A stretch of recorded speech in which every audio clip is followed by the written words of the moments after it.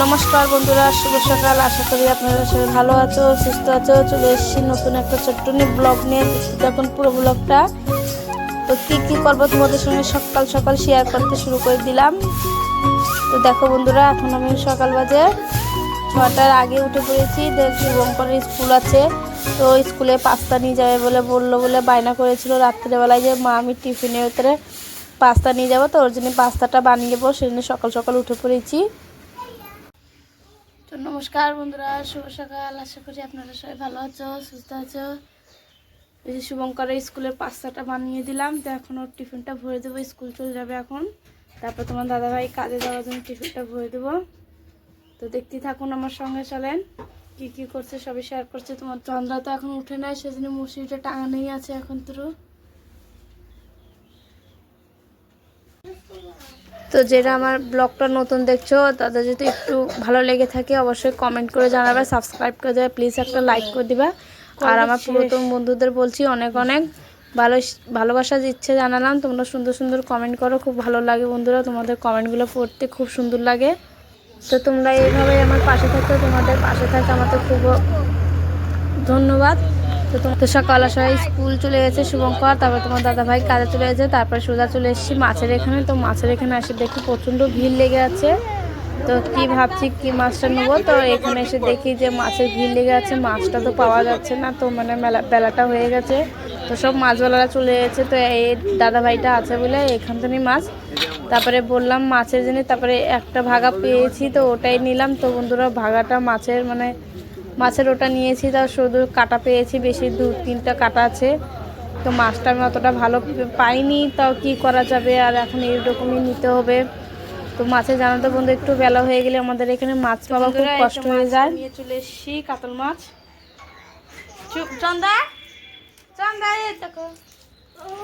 চন্দা দেখো খাটটা কিনে নিয়ে চলে এসছে খাওয়ার জন্য।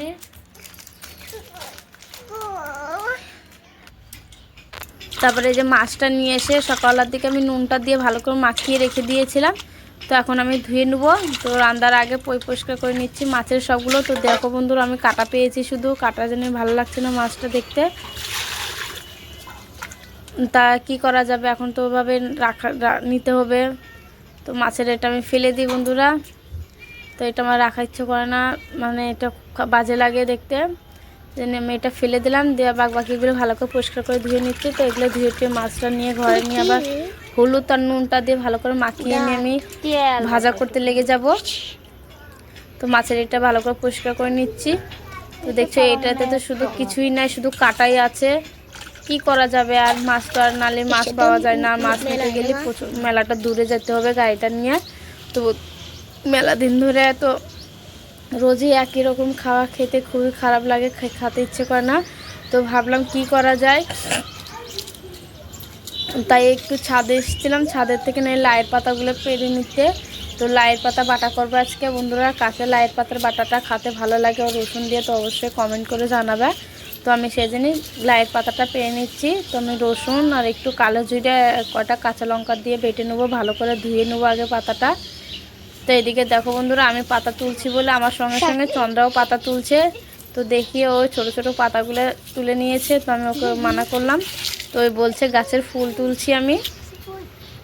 তো বন্ধুরা কাকে পছন্দ হয় লাইয়ের পাতা অবশ্যই কমেন্ট করে জানাবে। তো লাইয়ের পাতা তো খাওয়া তো মেলাটা জিনিস দিয়ে খাওয়া যায়, খিচুড়িতেও বানান দেওয়া যায় আবার এমনি। তো বন্ধুরা দেখো আমি এরপর এটা কি করছি, এগুলো কে কে করে অবশ্যই কমেন্ট করে জানাবে। তো আমি এটা মানে আমাদের এখানে বলে যে লাইয়ের পাতার ইটা এরকমভাবে ছাড়িয়ে নিচ্ছে, মানে এই জিনিসটার যিনি বাটপা নিলে ভালো হয়, এটা না থাকলে এটা এরকম করে তুলে ফেলে দিতে হয়। তো দেখো সব পাতার ভিতর থেকে আমি এরকম এইভাবে করে বের করে নিচ্ছি এগুলো। তো তোমরা যেহেতু না জানো অবশ্যই দেখতে পাচ্ছ, এরকম করে নিবা কালি, তারপরে ভাজা করলি তো মানে বাটতে নিলে কিছু ছোবা টাইপের লাগে না। তো আমি সবগুলো করছি। আর এই যে রসুন দুটো দেখছো, ওই দুটো রসুন দুটোই আমি ছিলে নেব। তো রসুনের এত জানোই বন্ধুরা এখন কতটা দাম হয়ে গেছে, রসুন প্রচণ্ড দামে বিক্রি হচ্ছে। তো দেখো আমি মটরশুঁটি রেখেছিলাম সকালে, চন্দ্র ওই মটরশুঁটিগুলো বসে বসে খাচ্ছিল আর মানে কান্না করছিল শুধু। শুভঙ্করের সঙ্গে খেলতে যাবে মাঠের দিকে, তো প্রচণ্ড রোদ, এত রোদে তো ছেলে পেলেতে যেতে দিতে চাই মানা করি। তো শুভঙ্কর তো শুনে না, শুভঙ্কর চলে গেল নয়নদের বাড়ি খেলার জন্য। তো এদিকে আমি চন্দ্রা বসে বসে কাঁদছিল, তো আমি ওকে কটা মটরছুটি দিলাম।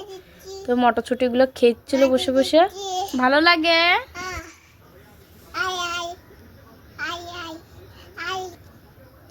তো বন্ধুরা তারপর আমি যে নুনটা আর হলুদটা দিয়ে ভালো করে মাছটা মাখিয়ে যে তেলের পর ছেড়ে দেবো। তো এখন আমি একটু পাল্টিয়ে নেবো। মাছটা এক প্লেটে হয়ে গেছে ভাজা, তো আর এক পাল্ট করে নেবো। তো মাছটা আমি ভালো করে ভেজে টেজে রাঁধলে ভালো হয়, মানে কাতল মাছটা একটু বড়ো ছিল, তো সেই জন্য শুকনো লঙ্কা সব কিছু বাটা ঘষা করে করবো।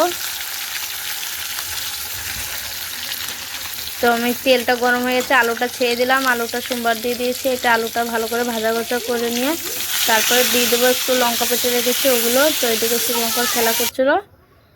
তো বন্ধুরা দেখো তারপরে রাঁধতে রাঁধতে শুভঙ্করের স্কুল থেকে খবর এসছে, তো স্কুলের জুতোগুলো দিচ্ছিল, তো এই জুতোটা নিতে চলে গেছি আমি। তো মাঝখানে রান্নাটা বন্ধ করে দিতে হয়েছে, তা নিয়ে প্রচণ্ড দেরি হয়ে গেছে। তারপরে স্কুল থেকে এসে দেওয়ার পরে রান্নাবাড়ি কমপ্লিট করে তারপরে যে সোজা চলে এসেছি কলপারে বাসন কটা মাজার জন্য। বন্ধুরা এত জলদি জলদি কাজগুলো কি করছিলাম আর কি বলবো, আর প্রচণ্ড দেরি হয়ে গেছে স্কুলে আজকে।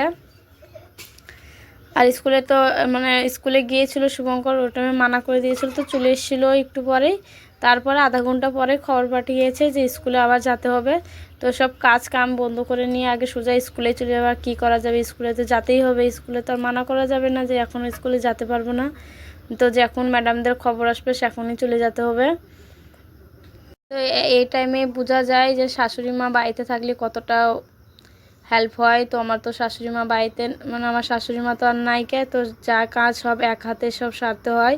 তো প্রচণ্ড খারাপ লাগে, পুরুষপূর্ণ কাজ কোনো জায়গায় যেতে হলেও আমাকেই যেতে হয়। তোমার দাদাভাই তো কাজের জিনিস যেতে পারে না, তো তোমার দাদাভাই দুপুরের দিকে আসেবি না, একবার সোজা সকালবেলা যায় আর বিকালবেলা কাজের থেকে না আসে।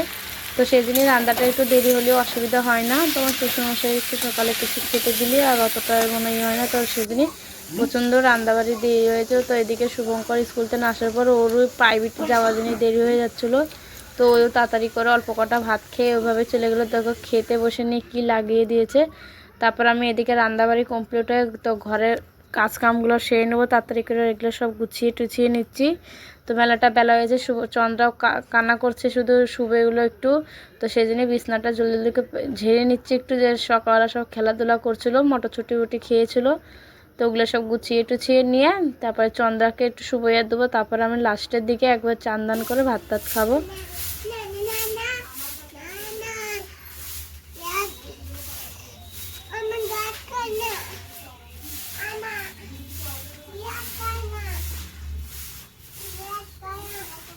ব্লগটা এই পর্যন্তই, ভালো লাগলে অবশ্যই কমেন্ট করে জানাবে, সাবস্ক্রাইব করে দিবে। ততক্ষণের জন্য আপনারা ভালো থেকো, সুস্থ থেকো। নেক্সট ভিডিওতে দেখা করছি। টাটা।